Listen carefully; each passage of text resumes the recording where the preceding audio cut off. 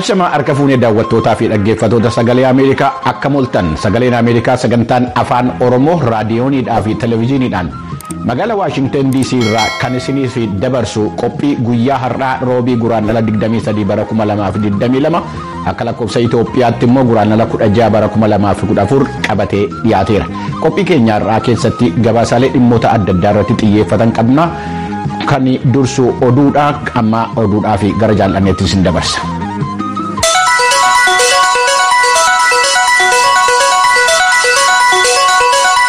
Attamoltaan kabajamtoota daawwattootaa fi dhaggeeffattoota keenya oduun roobii har'aaf qabnu kunoo. Bulchiisa naannoo Amaaraa keessatti dhuma baatii hagayyaaf jalqaba baatii fulbaanaa gidduutti hidhattoota adda bilisummaa uummata Tigraay waliin hidhata qabaniin humnaan gudeeddiif ajjeechaan gaggeeffame jechuun kan Amnesty International gabaase kan akkaan United States yaaddeesse ta'uu dubbi himaan ministirii dantaalaa Ameerikaa Ned Price ibsanii jiru. Gareeleen hidhatan marti dhiittaa mirga namoomaaf hokkara siviilota irratti gaggeeffamu akka balaaleffataniif xumuratti tolchan gaafanna jedhan. Qorannaa qabatamaan gaggeeffamee ajjeechaa dhaqqabeef itti gaafatamummaan akka jiraatu kunis rakkoo uumameef furmaata lubbuu dheeratu akka ta'u ejjennaa keenya isa cimaa akka ta'etti tura jedhan. Miidhaa dhaqqaban ilaalchisee gabaasa dhiyaatan itti fufuun walitti bu'iinsa waraanaa xumuratti tolchuun barbaachisaa ta'uusaa hubachiisa jedhan Ned Price. Kanneen walitti bu'iinsa kana keessa harka qaban marti hokkaraaf ajjeechaa dhaabuu akka qaban gaafachuus itti fufnaa jedhaniiru. Kana malees gargaarsi dhala namaa kan lubbuu namaa du'arraa oolchu dhorkaa tokko malee akka seenu walitti bu'iinsi jirus karaa nagaan akka furamu gaafachuu itti fufnaa jechuudhaan dubbi himaan ministeera dantaalaa Ameerikaa Ned Price ibsanii jiran.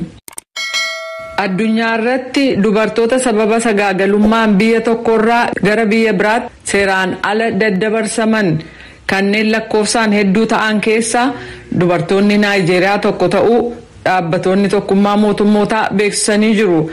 Garuu dubartoonni ofuma isaaniiyyuu yakka akkasii raawwachuu keessaa harka akka qaban beeksisanii jiran. Bara 2014 Latiifaa Ayodeele firashee dubartii taateetu akka isheen gara Maaleeshiyaatti deemuun barnoota isheetti fuftuuf hafeere. Garuu imaltuu hamaa booda Liibiyaa innaa geessu dubartii ishee bulchituutu hojii sagaagalummaa irratti akka bobbaatu na taasisee jechuun dubbatti. Called Helos is those Helo that they now arrange us inside at the back 24.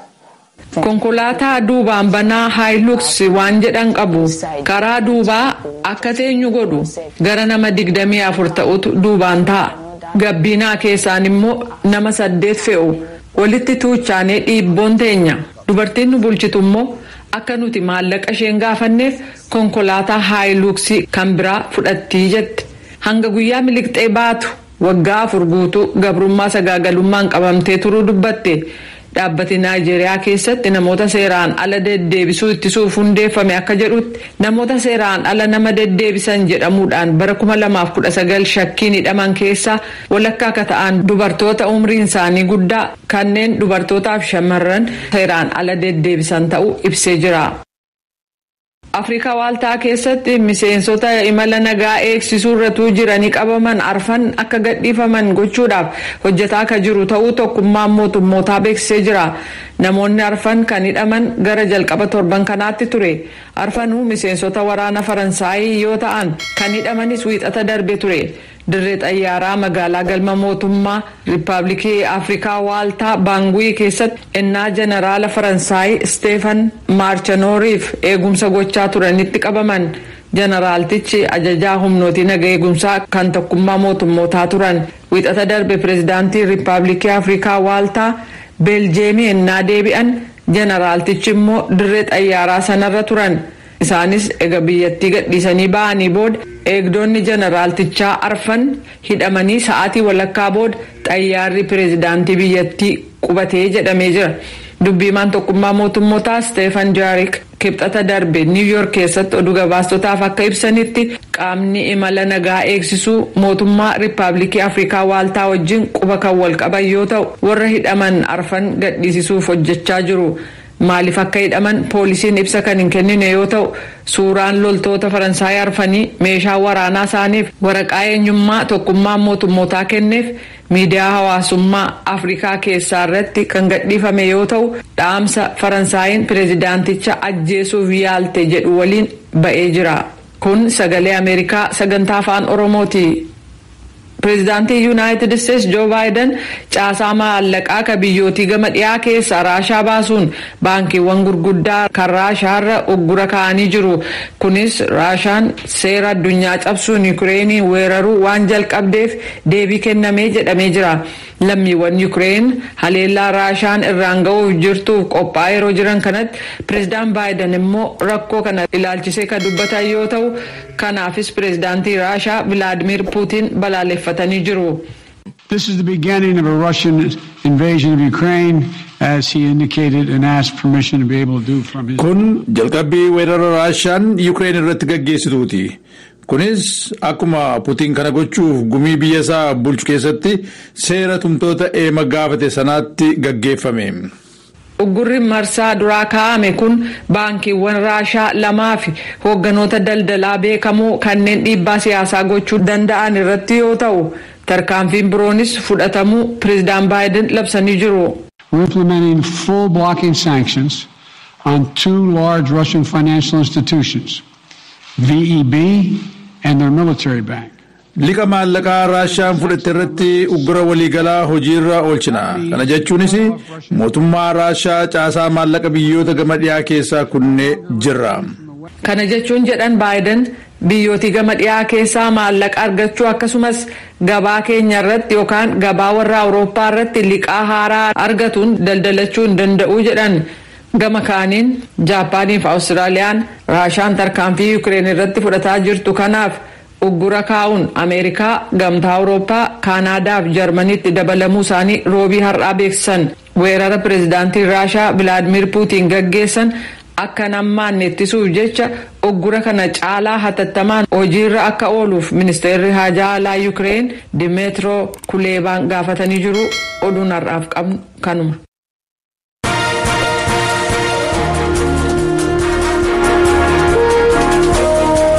Galatoomi jaallanne hordoftoota keenya amma immoo gara qophii keenya itti aanutti ceena.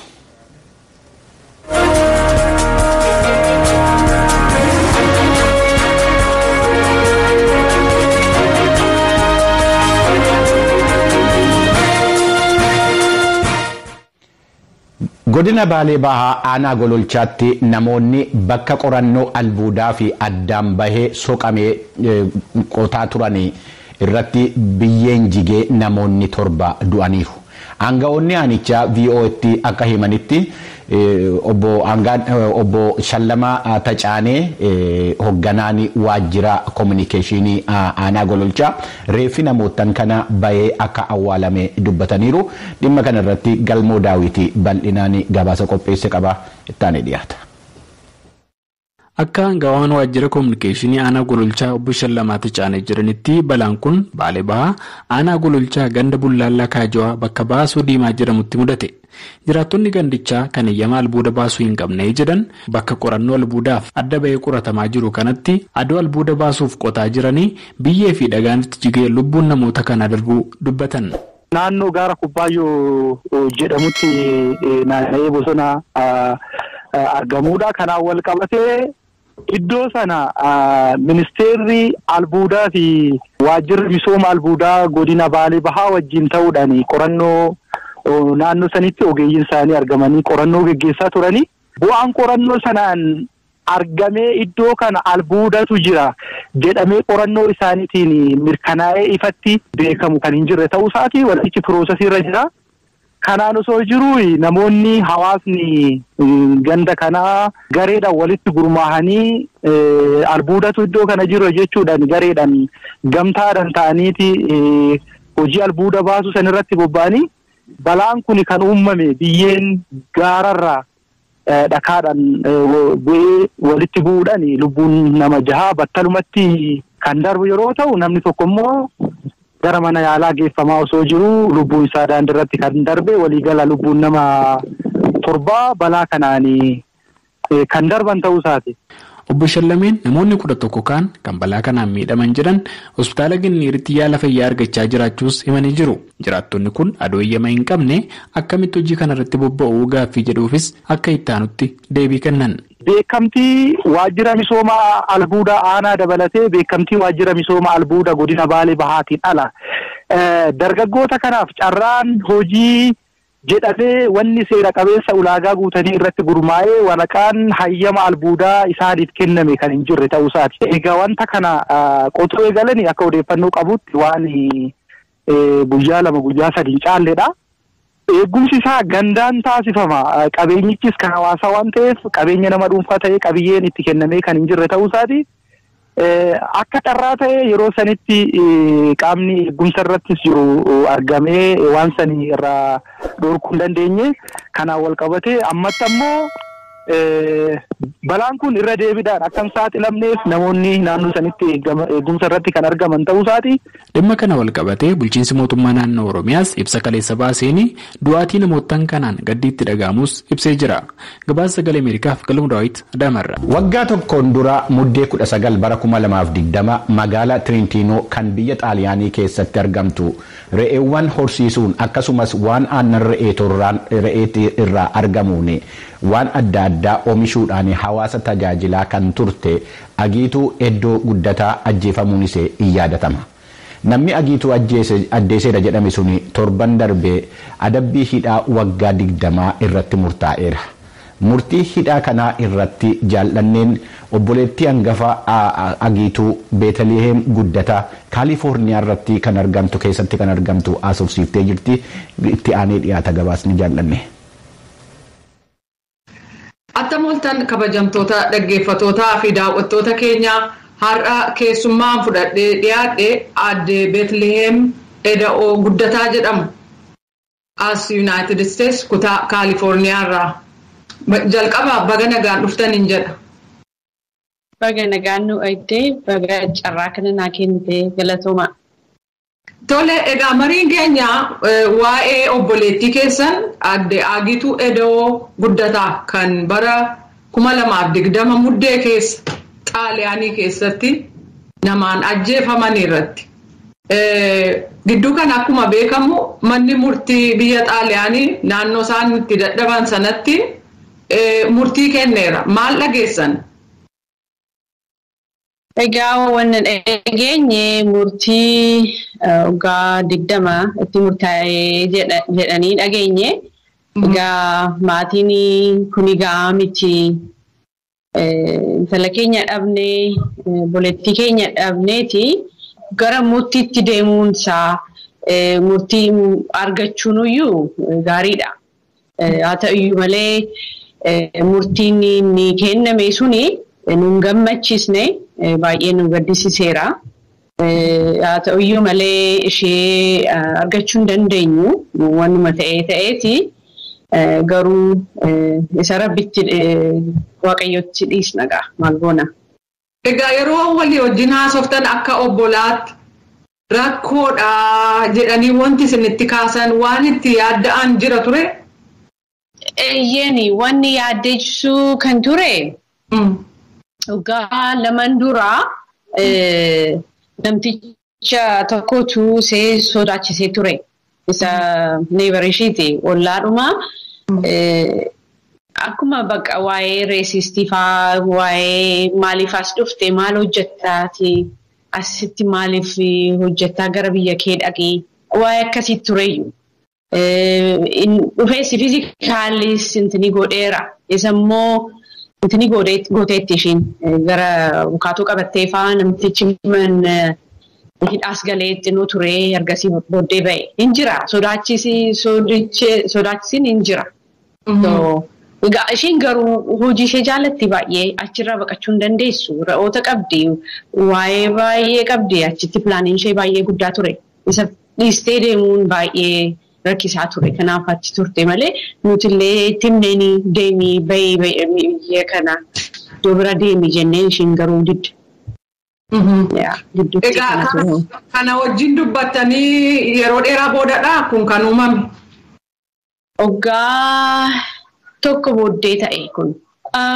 Egaa akka isaan nutti manitti poolisiin namticha achumatti argate re'oota eegaa ture erga ishee ajjeesee booddee achitti akkas dhageenye egaa. Isin egaa Kaalifoorniyaa baatanii gara sana gaafa deemtan akkamittiin lafa qe'ee ishee ga'uu dandeessan nama sin gargaaree jira? Faazariin tokko qeesiin warra kaatolikii tokkotu jira achi kan wal beeknu. Isa waliin qunnamnee innis immoo warri abukaatoo kana waliiniin nu abukaatoo isin barbaachisa jedhee isa sirreessee nu eege. Warri immoo Sitii Tirantino baay'ee kabaja argachuu qabu isaantu hoteela afaa sirreessanii warruma xaaliyaanitu nu helpii godhe nu gargaare baay'ee. Immoo warra imbaasii Itoophiyaan yeroo sana isaanis baay'ee nu gargaaraniiru. Mainly the city mayor of the city baay'ee nama gaariidha baay'ee. Kantiibaan hunda arreenjii nu godhanii kantiibaan eeyyeen arreenjii nu godhanii nu eeganii dhugaa jechuudha. Oomaan rakkatne yeroo achi deemnu hanga deebinee akka hanga Itoophiyaatti deebineeti reefa ishee qabannee wanna hunda sirreessanii nu eegan dhugaa jechuudha. Gaggeessaan ishiidhaayyuu baay'ee gaarii ture.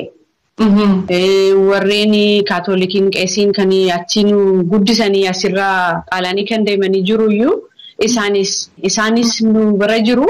Saramoonii isaa hunda isaa walumatti orgaanaazii godhanii ishee sirriitti gaggeessanii gara biyyaa.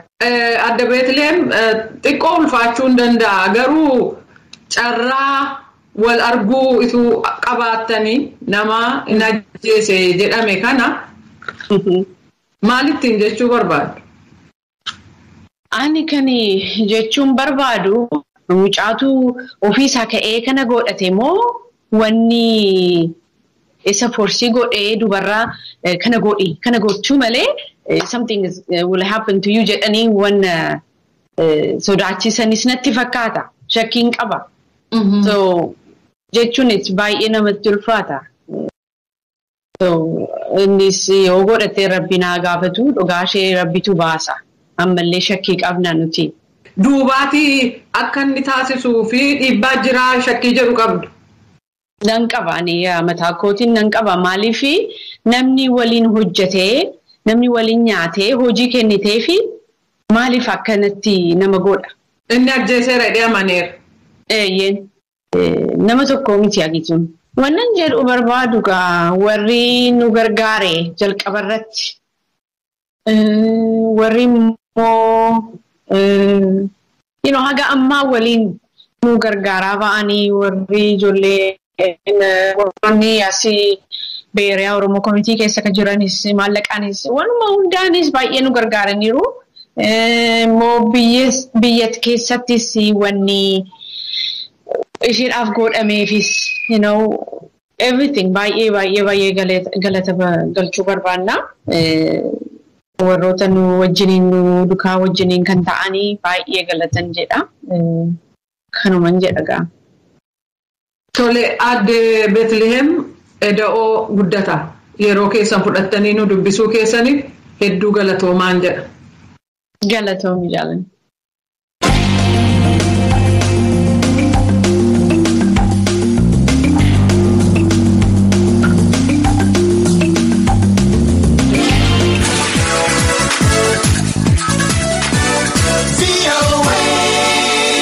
Daawwattootaaf dhaggeeffattoota keenyaa sagalee Ameerikaa sagantaa afaan Oromoo galgala keessaa sa'a lamaa walakkaa jalqabee haga sa'a sadiitti teessoo keenya saatalaayitii Itiyoosaat kan ammaa gadi irratti nu argachuu dandeessu. VOA Itoophiyaa Channel yookaan NSS Itiyoosaat Virtual Channel 57 degrees East irratti. Lakkoofsa addaa ka sistemii Virtual Channel ammoo daawwattootaaf dhaggeeffattoota Itiyoophiyaa Eertiraaf Jibutiitiif 6,230 ka Somaaliyaatiif 6,231 ka Keeniyaatiif 6,232 hordoftoota VOA 24 yookaan VOA 24 6,233 akkasumas daawwattoota VOA TV yookaan TVMC Duwwaajaaf 6,229 Kana malees marsariitii keenya VOA Afaan Oromoof fuulawwan miidiyaa hawaasummaa keenyaa ka Feesbuukii, Tiwiitarii, Inistaagiraamii fi Yuutuubii irratti nu argachuu dandeessu. Kun sagalee Ameerikaati. Amma immoo gara qophii keenya torbanii dirree dimokiraasiitti ceena.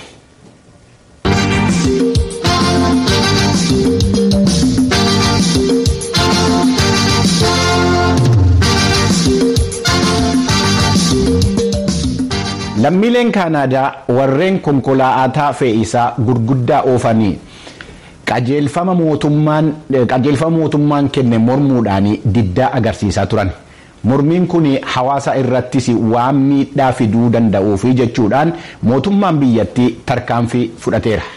Qophiin keenya torbanii dirreen dimokiraasii dhimma kana irratti xiyyeeffatee isinii dhiyaata.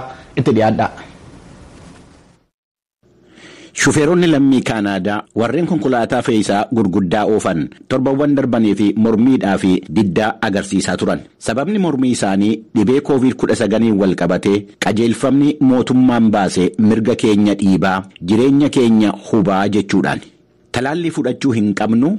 Ala biyya alaa keessumaa Ameerikaa geenya deebinu ragaa talaallii agarsiisuu hin qabnu yookaan immoo ragaa talaallii sana agarsiisuudhaaf hiriirri dhaabbatamee eegamu yeroo keenya nu jalaa gubaa jira jechuudhaan. Mormiin magaalaa guddittii biyyattii Otowaatti jalqabe babal'atee amma riqicha Yuunaayitid Isteetsiif Kaanaadaa wal quunnamsiisu karaalee konkolaattonni fe'iisaa biyya lamman gidduu irra deddeebi'anu cufuutti deemeera. Tarkaanfiin isaanii mootummaa Kaanaadaas ta'e mootummaa Yuunaayitid Isteetsi aarseera.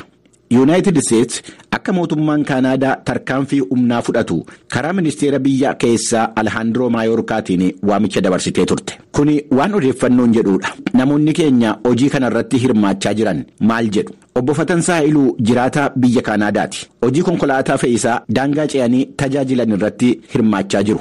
Karaa isaaniitiin sababa diddaa fi mormii kana nutti himu. Mormii kanatti hin amantuu? Barbaachisaadha jettuu? Gaaffii jedhurraa kaana.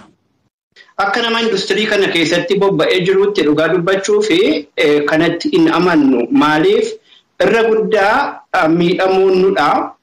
Yoo xiqqaate guyyaatti gama Kaanaadaa keessa yoo dhufne kutaalee 2 dabarraa gama Ameerikaatti horanne kutaa 3-4 isteetota 3-4 dabarraa. Amma kana dabarru keessatti waan uummataa wajjin walitti nu fiduu baay'eedha wajjin itti involve taana waan ta'eef inni kun dhibee nuun mataa keenya yuunu ittisa waan ta'eef gama keenyaan itti namanne kan irrattis qooda hin fudhannee jechuudha. Garuu isinirra maaltu ga'e? Miidhaa maalii isinirra ga'e? Kan duraa irraa hawaasa irratti hoo maaltu ga'e? Nuuni warra industirii kana keessa jiru yeroo daangaa qaxxaamuruudhaaf jennu karaan nuti durbeennu karaan nuti baay'ee saffisaan irra deemnu cufamee jira. Maayila yookaan kiiloomeetira daangaa jarri hin cufne ulaa jarri hin cufne sana barbaachuuf maayilli nutti dabalamuun ni jira. Achirra yeroo geenyu immoo hundumtuu gaa warri dhimma kana irratti amananii mootummaa fuuldura hin dhaabbanne mormii kana keessatti qoodan fudhannee hojii isaanii irratti bobba'an deemuudhaaf yeroo dhanu karaan tokkittiin qalloon baay'ee cufamuu saatii dheeraa fudhachuutu jira. Yeroo achi addeebinus akkuma kanaa jechuudha. Gama uummataatiin immoo dhugaa dubbachuu fi keessattuu magaalaa guddoon biyyattii Otowaa keessatti nyaanni agaa istoora keessaa dhabamuurra ga'ee jira. Namni socho'ee hojjechuun baay'ee danqame daangaarras akkuma kanaa jechuudha. Waanni biyya kana lamman gidduu lamman deemu waan salphaa miti. Nyaataaf dhugaatiin gama lamman iyyuu hin deddeebi'a. Inni kun dhiibbaa qabaateera. Kaampaaniiwwan hojjettoota isaanii hir'isan illee ni jiru. Kun akka biyyaattuu dhugaa dubbachuu fi dhiibbaa qabaateera. Sun immoo gadi bu'ee uummata jiraataas miidheera jechuudha. Mootummaan Kaanaadaa gochi shofeerotaa kun balaa qabaa jechuudhaan amma seera yeroo atattamaa raggaasisuutti deemeera. Tarkaanfii humnaas fudhateera. Tarkaanfii mootummaan fudhate kun ammam seera qabeessa? Mirga lammiin biyyattii qaban wajjiniin ammam wal simata? Waan jedhu irratti abbaa seeraa duraanii mana murtii waliigalaa Oromiyaa yeroo ammaa Kaanaadaa keessatti gorsaa seeraa kan ta'an obbo Israa'el Fayyisaa akka yaada isaanii nuu kennan affeerreerra. Dubbiin kun dubbii mirga nam-tokkee yookiin mirga dhuunfaa individual liberty kan jedhamu sanaa fi waa'ee mirga waliigalaa collective right yookiin collective security kana gidduu walitti bu'iinsa jirudha dubbiin kun kan inni ilaallatu. Walfalmiin mirga kana lamaan gidduu jiru akkamitti ilaalama yoo jette biyyi warra lixaa biyyi civilized world warri jedhamanii addunyaa kana irratti beeknu kun bu'uurri sirna isaanii bu'uurri siyaasa isaanii mirga ilma namaati beektaa individual liberty. Mirga ilma namaa daangaa malee kabaju beektaa yeroo nagaa keessa yeroo biyyi gaarii jechuudha. Amma COVID dhufeetii waan silaa normaalii namni enjoy godhu waan namni silaatti gammadee akka barbaade jiraatu sana mootummaan akka gidduu seenee daangessuuf dirqisiise beektaa. Biyya Kanaadaa keessatti Charter of Rights and Freedom kan jedhamutu jira akka konstitushiniitti biyyoota kan biraatti kan beekamutu jechuudha. Konstitushiniin kun mataansaa wanti inni lafa kaa'e haala addaatiin sababa addaatiin yoo seerri waan kana daangessu jiraate irraa kan hafe mirgi dhuunfaa nama sarbamuu hin qabu jedha. Haalli addaa sun ammoo sababa COVIDiitiin dhalate beektaa. Haala addaa sana dhalate haalli addaa kun maalinni nageenya biyyaatu gaaffii keessa gale fayyaa biyyaatu gaaffii keessa gale. Kanaaf sababa baraaruuf jecha nama dhuunfaa kana mirga isaa daangessuudhaa fi seerri ni hayyama beektaa. Sanuma fudhachuu didan amma sanuma kan silaa chaarterii mirga namaatiin seerri lafa kaa'e kana fudhachuu didan amma namoonni. Gaafa san kana fudhachuu didan ammoo extraordinary time haala addaa haala balaan addaa yeroo dhufu tarkaanfii addaa fudhatanii mirga namaa daangessan tarkaanfii lammaffaatti seenee jechuudha mootummaan tarkaanfiin lammaffaa maalinni labsii yeroo atattamaa labsuu jechuudha. Kana jechuun egaa dhumarratti ammamiyyuu yoo sirna dimokiraasii kabajjataate ammamiyyuu mirga namaa hin kabajjataate yoo haalli atattamaa rakkisaan dhufee mootummaan biyya kanaas mirga namootaa keessatti mirga dhuunfaa mirga garee keessatti keessa galuu golee tarkaanfii fudhachuu hin danda'a jechuudha. Gaaffiin qabu hin danda'ama. Nageenya biyyaa nageenya uummataa eegsisuudhaa fi mirga nama dhuunfaa yookiin mirga nam tokkee daangessuuni tiraadishinii siyaasichaa tiraadishinii seerichaa keessa jira. Kana gaafa jedhamu akkuma si feesise kaateen gootu beektaa. Warri bakka bu'oota uummataa jedhamanis ta'e warri mootummaa jedhamanii kana taa'anii safaru beektaa. Akkamitti safaru yeroodhaan safaru tokko. Lammaffaa iskoop yookiin immoo bakka inni itti dhaqee hojiirra oolu daangessuudhaan. Sadaffaa haala yoo maal ta'eedha kanatti mirga namaa daangessuusa jedhu waan qabatamaa ta'e safaramuu danda'uun lafa keesseeti haala sana keessatti duwwaa dhattee daangessitaa jechuudha. Utuma aangoonsaa jiraate illee aangoonsaa kun gallakkisaa miti beektaa hin safaramaa hin daangeffama aangichi miti mataansaa. Keessummoonni keenya hedduu galatoomaa hordoftoota keenya qophiin keenya dirreen dimokiraasii hin dhiyaarraa kanumaan raawwata.